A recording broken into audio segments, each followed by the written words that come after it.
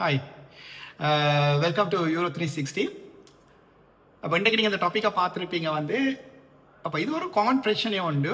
நாங்கள் அடிக்கடி பேஷண்ட்ஸ் பார்க்குறது வந்து ஒரு இந்த பொம்பளையில தான் இந்த கூட வாரது வந்து பொம்பளையில தான் வாரது.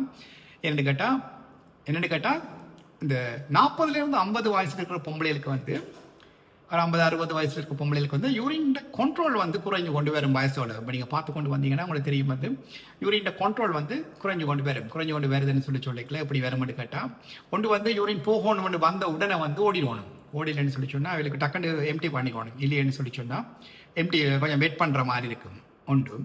அடுத்தது வந்து இந்த இருமேக்கில் தும்மேக்கில் இல்லை வந்து யாரும் பிள்ளைகளை தூக்கிக்கல இல்லை ஸ்டேர் கேஸில் போக்கல அவளுக்கு வந்து இந்த யூரின் வந்து கண்ட்ரோல் இல்லாமல் போகிற மாதிரி இருக்கும். சரியா? அப்போ அது சொல்கிறது வந்து ஃபீமேல் யூரினரி இன்கான்டினன்ஸ். அந்த ஃபீமேலுக்கு வந்து ஒரு யூரினரி கண்ட்ரோல் வந்து குறையுதுன்னு நாங்கள் சொல்லலாம். சரியா?